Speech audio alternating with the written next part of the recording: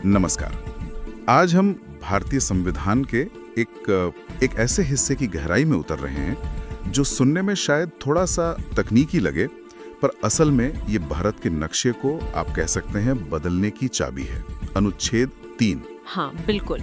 हमारे पास जो स्रोत हैं वो बताते हैं कि कैसे ये अनुच्छेद संसद को काफी अभूतपूर्व शक्ति देता है। सोचिए, जैसे तेलंगाना या झारखंड, छत्तीसगढ़ जैसे नए राज्य ये कैसे बने, या फिर कैसे मद्रास का नाम तमिलनाडु हो गया। इन सब के पीछे कहीं ना कहीं अनुच्छेद 3 की भूमिका है। सही कहा। तो आज हमारी कोशिश यही समझने की रहेगी कि भारत की संसद कैसे किसी राज्य की सीमाओं, उसके आकार या यहाँ तक कि उसके नाम तक को बदल सकती है। हाँ। हमें ये याद रखना होगा कि अनुच्छेद 1 कहता है भारत राज्यों का संघ है, और अनुच्छेद 2 बाहरी क्षेत्रों को शामिल करने की बात करता है। पर अनुच्छेद 3 ये भारत के अंदर राज्यों के पुनर्गठन का अधिकार देता है। हमारी आज की पड़ताल इसी पर रहेगी। हाँ, और यहाँ एक बहुत ही दिलचस्प बात है जो भारतीय संघवाद की एक खासियत भी है, वो ये कि अनुच्छेद 3 के तहत राज्य जो है वो एक तरह से विनाशी हैं, मतलब डिस्ट्रक्टेबल। अच्छा, विनाशी। हाँ, मतलब उनकी सीमाएं, उनका अस्तित्व संसद बदल सकती है, लेकिन भारत एक संघ के रूप में वो अविनाशी है, इंडिस्ट्रक्टेबल। ये दिखाता है कि हमारा जो संघीय ढांचा है वो कितना अनोखा है और कैसे उसमें केंद्र की तरफ झुकाव है। तो चलिए इसे थोड़ा और खोलते हैं। ये अनुच्छेद 3 संसद को ठीक क्या करने की शक्ति देता है? क्या कर सकती है संसद इसके तहत? देखिए, मुख्य रूप से 5-6 बातें हैं इसमें। संसद कानून बनाकर, पहला, किसी राज्य से उसका कुछ क्षेत्र अलग करके एक नया राज्य बना सकती है, जैसे वो आंध्र प्रदेश से तेलंगाना बना, वो सबसे ताजा उदाहरण है। हाँ। दूसरा, 2 या ज्यादा राज्यों को या फिर उनके कुछ हिस्सों को मिलाकर एक नया राज्य बना सकती है। अच्छा, ऐसा भी हुआ है? हाँ, जैसे 1956 में जब मध्य प्रदेश बना था तो उसमें पुराने मध्य भारत, विंध्य प्रदेश, भोपाल राज्य, इन सब के हिस्से शामिल किए गए थे। ओके। तीसरा, किसी राज्य का क्षेत्र बढ़ा सकती है। चौथा, किसी राज्य का क्षेत्र घटा सकती है, जैसे जब बिहार से झारखंड अलग हुआ तो बिहार का क्षेत्र कम हो गया। सही। पांचवा, किसी राज्य की सीमाओं में बदलाव कर सकती है। और छठा, किसी राज्य का नाम बदल सकती है, जैसे पहले मैसूर था, अब कर्नाटक है, या उत्तरांचल था, उत्तराखंड हो गया। अरे वाह, ये तो काफी व्यापक शक्तियां हैं। इसका मतलब तो ये हुआ कि राज्यों के अस्तित्व और उनकी पहचान पर संसद का सीधा नियंत्रण है। निश्चित रूप से। और ये शक्तियां सिर्फ कागज पर नहीं है, इनका इतिहास में, जैसा हम देखेंगे, भरपूर इस्तेमाल हुआ है। ये भारतीय संघवाद के लचीलेपन को भी दिखाता है, या आप कह सकती हैं कि केंद्र को कितनी ज्यादा शक्ति दी गई है राज्यों के मुकाबले। हाँ। और हाँ, जैसा आपने कहा, ये अनुच्छेद 2 से बिल्कुल अलग है। वो बाहरी क्षेत्रों के लिए है, ये देश के आंतरिक नक्शे को बदलने के लिए है। ये जानना दिलचस्प होगा कि जब संविधान बन रहा था तब इस तरह की शक्तियों की जरूरत क्यों महसूस हुई? क्या संविधान सभा में इस पर कोई बहस हुई थी? हाँ, बिल्कुल। काफी गहन चर्चा हुई थी इस पर। Doctor B.R. अम्बेडकर जो थे वो इस प्रावधान के बहुत प्रबल समर्थक थे। अच्छा। उनका मानना था कि राज्य जो हैं वो महज प्रशासनिक इकाइयां होनी चाहिए, मतलब उन्हें कोई स्वायत्त या संप्रभु सत्ता नहीं मानना चाहिए। उनका तर्क ये था कि भविष्य में देश की जरूरतें बदल सकती हैं, प्रशासनिक सुविधा के लिए या भाषाई आकांक्षाओं को पूरा करने के लिए या आर्थिक विकास के लिए राज्यों का पुनर्गठन जरूरी हो सकता है, और इसके लिए संसद के पास पर्याप्त शक्ति होनी चाहिए, बिना किसी रुकावट के। और वो भविष्य की जरूरतें क्या थीं जिनका अंदाजा लगाया गया था? देखिए, उसके कई व्यवहारिक कारण थे। पहला तो ये कि अंग्रेजों ने जो प्रांत बनाए थे वो अक्सर किसी ऐतिहासिक संयोग या सिर्फ अपनी प्रशासनिक सुविधा के हिसाब से बना दिए थे। हाँ, वो तो था। उनमें कोई तर्कसंगत आधार जैसे भाषा या संस्कृति अक्सर नहीं होता था। दूसरा, आजादी के समय लगभग 550 रियासतें भारत में शामिल हुई थीं। हाँ, वो एकीकरण एक बहुत बड़ा काम था। बिल्कुल। तो उनकी सीमाओं को तर्कसंगत बनाना, उन्हें बाकी भारत के साथ ठीक से मिलाना, ये एक बहुत बड़ी चुनौती थी। और भाषा का मुद्दा, वो तो बहुत बड़ा रहा होगा उस समय। आप सही कह रहे हैं, भारत की भाषाई विविधता तो है ही बहुत ज्यादा। संविधान बनाने वालों को ये अंदाजा था कि आगे चलकर भाषा के आधार पर राज्यों के पुनर्गठन की मांग उठेगी, और उठी भी, जैसा हम जानते हैं। इसलिए उन्होंने एक ऐसा तंत्र बनाया जो इन मांगों को मतलब एक दायरे में रहते हुए समायोजित कर सके। अच्छा। और चौथा कारण, वो जानते थे कि समय के साथ सामाजिक आर्थिक हालात बदलेंगे, नई प्रशासनिक चुनौतियां आएंगी और देश को इन बदलावों के साथ ढलने की क्षमता रखनी चाहिए। तो अनुच्छेद 3 एक तरह से यही लचीलापन देता है। ये एक किस्म का सेफ्टी वॉल्व भी साबित हुआ है, जिसने कई क्षेत्रीय तनावों को संवैधानिक दायरे में हल करने का रास्ता दिया है। समझ गया।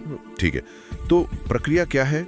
मान लीजिए संसद को एक नया राज्य बनाना है या किसी का नाम बदलना है, तो क्या इसके लिए कोई विशेष बहुमत चाहिए या राज्यों की सहमति लेनी पड़ती है? क्या प्रक्रिया जटिल है?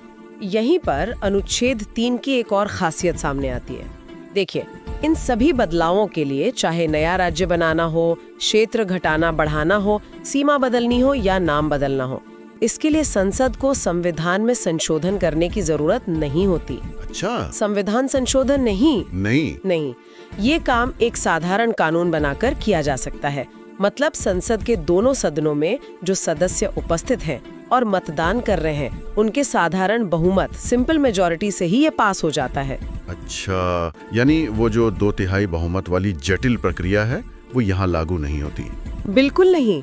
हाँ, लेकिन इसमें एक प्रक्रियात्मक पहलू जरूर है। वो क्या? ऐसा कोई भी विधेयक यानी बिल संसद में पेश करने से पहले राष्ट्रपति की सिफारिश जरूरी होती है। ठीक है। और राष्ट्रपति उस विधेयक को संबंधित राज्य या राज्यों के विधानमंडल के पास उनकी राय जानने के लिए भेजते हैं। अच्छा, राज्यों से पूछा जाता है, लेकिन क्या उनकी राय मानना संसद के लिए बाध्यकारी है? ये एक अहम सवाल है। नहीं, और यही सबसे महत्वपूर्ण बात है। राष्ट्रपति एक समय सीमा तय करते हैं जिसके अंदर राज्य विधानमंडल को अपनी राय देनी होती है। अब राज्य राय दें या ना दें, या उनकी राय विधेयक के पक्ष में हो या उसके खिलाफ हो, संसद उस राय को मानने के लिए बाध्य नहीं है। बिल्कुल भी नहीं। बिल्कुल भी नहीं। संसद अपने हिसाब से, अपने विवेक से कानून पारित कर सकती है। ये फिर से वही बात दिखाता है कि राज्यों के पुनर्गठन के मामले में अंतिम निर्णय केंद्र यानी संसद का ही होता है। चलिए अब इतिहास का पन्ना पलटते हैं। अनुच्छेद 3 का इस्तेमाल असल में कैसे हुआ है? आपने कहा कि इसका भरपूर इस्तेमाल हुआ है। 1956 का जो राज्य पुनर्गठन था, वो शायद सबसे बड़ा उदाहरण है इसका। निश्चित रूप से 1956 का राज्य पुनर्गठन अधिनियम वो अनुच्छेद 3 के तहत मिली शक्तियों का सबसे व्यापक और शायद सबसे ज्यादा परिवर्तनकारी उपयोग था। देखिए, आजादी के बाद खासकर दक्षिण भारत में भाषा के आधार पर राज्यों की मांग बहुत तेज हो गई थी। वो पोट्टी श्री रामुलु का अनशन और फिर उनकी मृत्यु हुई। हाँ, आंध्र प्रदेश के लिए। हाँ, उसके बाद 1953 में आंध्र प्रदेश पहला भाषाई राज्य बना।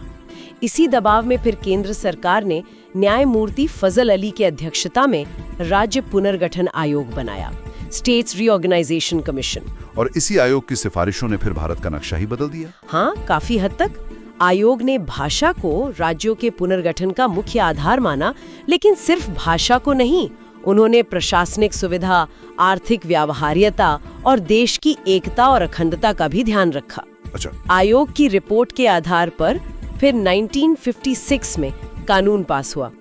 इसने राज्यों और केंद्र शासित प्रदेशों की जो पुरानी ABCD कैटेगरी वाली व्यवस्था थी, उसे खत्म कर दिया। हाँ, वो पुरानी व्यवस्था। और 14 राज्य और 6 केंद्र शासित प्रदेश बनाए गए।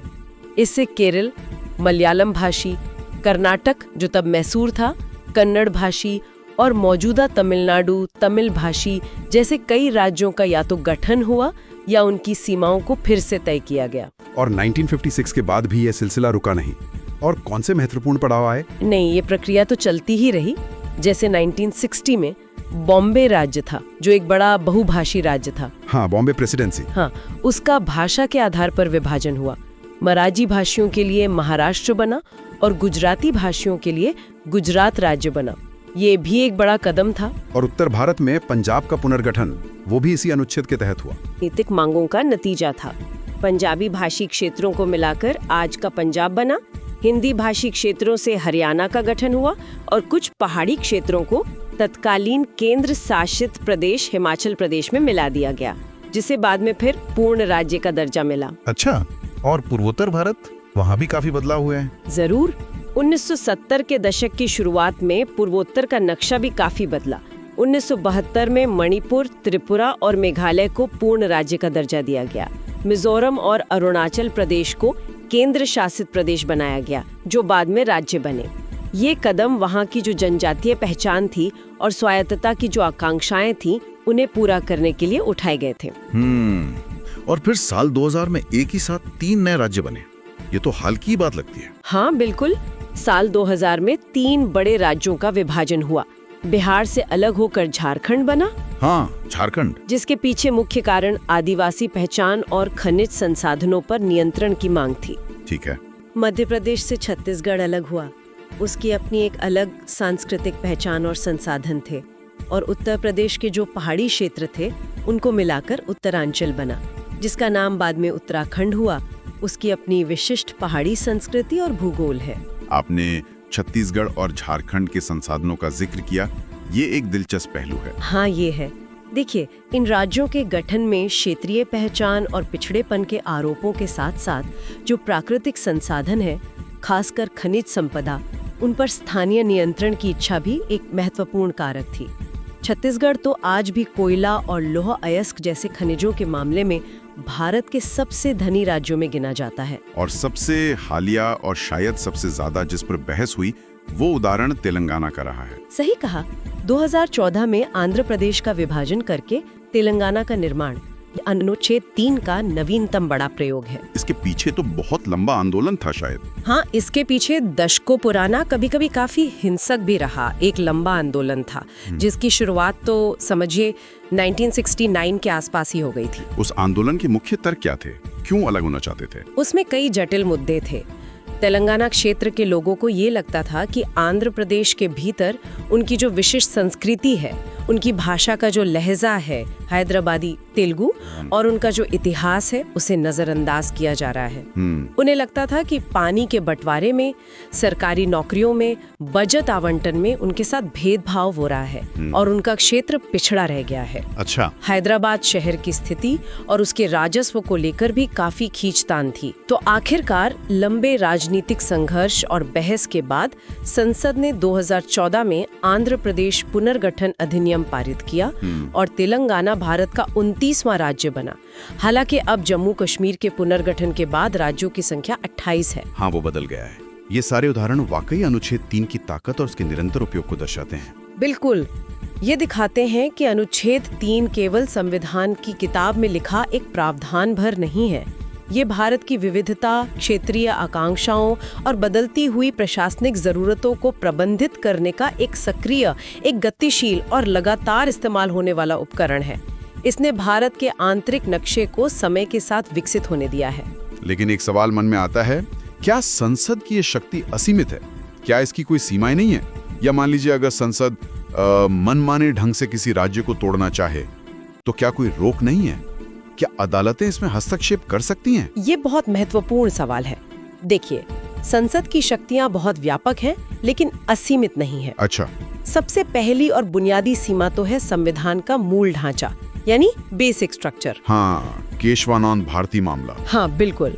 1973 में सुप्रीम कोर्ट ने ये सिद्धांत दिया था कि संसद संविधान में संशोधन तो कर सकती है, लेकिन उसके मूल ढांचे को नहीं बदल सकती। अब मूल ढांचा क्या है? मतलब संविधान के वो बुनियादी सिद्धांत जिन्हें बदला नहीं जा सकता, जैसे लोकतंत्र, धर्मनिरपेक्षता, कानून का शासन और भारत की एकता व अखंडता। तो अगर अनुच्छेद 3 के तहत बनाया गया कोई कानून इन बुनियादी सिद्धांतों को ही नष्ट करता हुआ दिखे, तो उसे अदालत में चुनौती दी जा सकती है। राइट, ठीक है। और कोई सीमाएं? दूसरी बात, अनुच्छेद 3 राज्यों के क्षेत्र को बदलने, घटाने, बढ़ाने या नाम बदलने की इजाजत देता है, लेकिन ये किसी राज्य को पूरी तरह से खत्म करने या उससे भारतीय संघ से बाहर करने का अधिकार नहीं देता। राज्य का अस्तित्व किसी न किसी रूप में बना रहना चाहिए। तीसरा, और ये बहुत जरूरी है, अनुच्छेद 3 के तहत बनाए गए कानून न्यायिक समीक्षा यानी जुडिशियल रिव्यू के दायरे से बाहर नहीं है। न्यायिक समीक्षा मतलब अदालतों की ये शक्ति कि वो संसद के बनाए कानूनों की संवैधानिकता जांच सकें। बिल्कुल। अगर कोई नागरिक या राज्य सरकार ये महसूस करती है कि अनुच्छेद 3 के तहत बनाया गया कानून संविधान के किसी अन्य प्रावधान का उल्लंघन करता है, या वो मनमाने ढंग से आर्बिट्रेरीली बनाया गया है, या फिर जो निर्धारित प्रक्रिया है उसका पालन नहीं किया गया है, तो वो सुप्रीम कोर्ट या हाई कोर्ट जा सकते हैं। अच्छा, अदालतें उस कानून की जांच करेंगी और अगर उसे असंवैधानिक पाया गया तो उसे रद्द भी कर सकती हैं। जैसा कि कुछ मामलों में सुप्रीम कोर्ट ने स्पष्ट भी किया है, संसद की शक्ति व्यापक जरूर है, पर ये संवैधानिक जांच और संतुलन, चेक्स एंड बैलेंसेस के अधीन है। क्या आज भी भारत में ऐसे सीमा विवाद हैं जहां अनुच्छेद 3 एक संभावित समाधान हो सकता है? कुछ चल रहे हैं ऐसे मामले? हाँ, कुछ पुराने और काफी उलझे हुए सीमा विवाद अभी भी मौजूद हैं। शायद सबसे ज्यादा चर्चित जो है वो महाराष्ट्र और कर्नाटक के बीच बेलगाम शहर, जिसे आप बेलगावी कहते हैं, और आसपास के मराठी भाषी गांवों को लेकर है। हाँ, ये तो काफी पुराना विवाद है। बहुत पुराना। महाराष्ट्र इन पर दावा करता है, जबकि ये कर्नाटक का हिस्सा है। ये मामला दशकों से चल रहा है और सुप्रीम कोर्ट में भी लंबित है। और शायद पूर्वोत्तर में भी कुछ ऐसे मुद्दे हैं। हाँ, पूर्वोत्तर में भी सीमा विवाद रहे हैं, खासकर असम का अपने पड़ोसी राज्यों जैसे मेघालय, नागालैंड और अरुणाचल प्रदेश के साथ। इन विवादों के पीछे ऐतिहासिक कारण हैं, जातीय समीकरण हैं और जमीन पर सीमांकन की अस्पष्टता जैसे कई कारक हैं। हालांकि हाल के वर्षों में कुछ समझौतों से, जैसे असम मेघालय के बीच हुआ है, स्थिति कुछ सुधरी है, लेकिन सभी मुद्दे पूरी तरह हल नहीं हुए हैं। तो क्या अनुच्छेद 3 यहाँ काम आ सकता है? देखिए, सैद्धांतिक रूप से तो संसद अनुच्छेद 3 का इस्तेमाल करके इन विवादों का निपटारा कर सकती है, पर ये मामले इतने संवेदनशील और जटिल होते हैं कि अक्सर इनमें राजनीतिक सहमति बनाना, आपसी बातचीत करना या फिर न्यायिक प्रक्रिया से ही समाधान निकालना ज्यादा व्यावहारिक होता है। सीधे अनुच्छेद 3 का प्रयोग यहाँ राजनीतिक रूप से बहुत कठिन हो सकता है। तो भविष्य की ओर देखते हुए क्या हमें और नए राज्य बनते दिख सकते हैं? जैसे गोरखालैंड की मांग उठती है या विदर्भ की, बोडोलैंड की, ये मांगे तो अक्सर सुर्खियों में रहती हैं। देखिए, भारत जैसे विशाल और विविधता वाले देश में अलग राज्य या ज्यादा स्वायत्तता की मांग उठना कोई असामान्य बात नहीं है। गोरखालैंड पश्चिम बंगाल में, विदर्भ महाराष्ट्र में, बोडोलैंड असम में या कभी पूर्वांचल उत्तर प्रदेश में की बात होती है। ऐसी कई मांगे समय समय पर उठती रही हैं और इनके पीछे कारण भी अलग अलग होते हैं। कभी भाषाई, कभी सांस्कृतिक, जातीय पहचान या आर्थिक पिछड़ापन, प्रशासनिक उपेक्षा, कई तरह के कारण होते हैं। लेकिन क्या इन मांगों के पूरा होने की कोई संभावना दिखती है? मांग उठना एक बात है और उसका हकीकत बनना दूसरी बात। नया राज्य बनाना एक बहुत ही जटिल राजनीतिक और प्रशासनिक फैसला होता है। ये कई बातों पर निर्भर करता है। जैसे सबसे पहले तो एक मजबूत राजनीतिक इच्छा शक्ति चाहिए होती है, केंद्र की भी और संबंधित राज्य सरकार की भी। फिर ये देखना होता है कि जो प्रस्तावित नया राज्य है, क्या वो प्रशासनिक रूप से सक्षम होगा, क्या वो आर्थिक रूप से आत्मनिर्भर हो पाएगा, कहीं उसके बनने से कोई नई समस्या तो खड़ी नहीं हो जाएगी। कभी कभी अंतर्राष्ट्रीय सीमा से निकटता जैसे कारक भी मायने रखते हैं। अच्छा, इसलिए हर मांग पूरी हो जाए ये जरूरी नहीं है। हो सकता है भविष्य में कुछ नई प्रशासनिक इकाइयां बने अगर राजनीतिक हालात वैसे बनते हैं, लेकिन ज्यादा संभावना इसी बात की है कि कई मांगों का हल बातचीत से या कोई विशेष आर्थिक पैकेज देकर या फिर ज्यादा स्वायत्तता देकर, जैसे बोडोलैंड टेरिटोरियल रीजन का मॉडल है, निकाला जाए। सीधे राज्य बनाना अक्सर आखिरी विकल्प होता है। तो कुल मिलाकर ये तो स्पष्ट है कि अनुच्छेद 3 भारतीय संविधान के लचीलेपन और उसकी, आप कह सकते हैं, जीवंतता का प्रतीक है। ये संसद को वो जरूरी शक्ति देता है जिससे देश की आंतरिक संरचना को बदलती जरूरतों और परिस्थितियों के अनुसार ढाला जा सके। वास्तव में यह भारत जैसे अत्यधिक विविधता वाले देश को एक साथ जोड़े रखने और उसके प्रशासन को सुचारू रूप से चलाने के लिए एक बहुत महत्वपूर्ण संवैधानिक व्यवस्था है। ये हमारे संविधान निर्माताओं की दूरदर्शिता को दिखाता है। उन्होंने न केवल उस समय की चुनौतियों का समाधान सोचा, बल्कि भविष्य में पैदा होने वाली परिस्थितियों के लिए भी देश को तैयार रहने का एक लोकतांत्रिक और कानूनी रास्ता दिया। और अंत में अपने श्रोताओं के लिए एक विचार छोड़ जाते हैं। देखिए, अब तक हमने देखा कि राज्यों का पुनर्गठन मुख्य रूप से भाषा, संस्कृति, जातीयता या प्रशासनिक सुविधा जैसे परंपरागत आधारों पर हुआ है। हाँ, ज्यादातर यही रहा है। पर क्या भविष्य में कुछ नए कारक भी इस प्रक्रिया को प्रभावित कर सकते हैं? सोचिए, जैसे जलवायु परिवर्तन के कारण बदलते भौगोलिक हालात, मान लीजिए तटीय क्षेत्रों का जलमग्न होना या मरुस्थलीकरण का बढ़ना, या फिर विशेष आर्थिक क्षेत्र SEZs का बहुत ज्यादा विकास होकर अपनी एक अलग पहचान बना लेना। क्या ऐसे कारक भविष्य में राज्यों की सीमाओं पर पुनर्विचार करने या शायद किसी बिल्कुल नए तरह की प्रशासनिक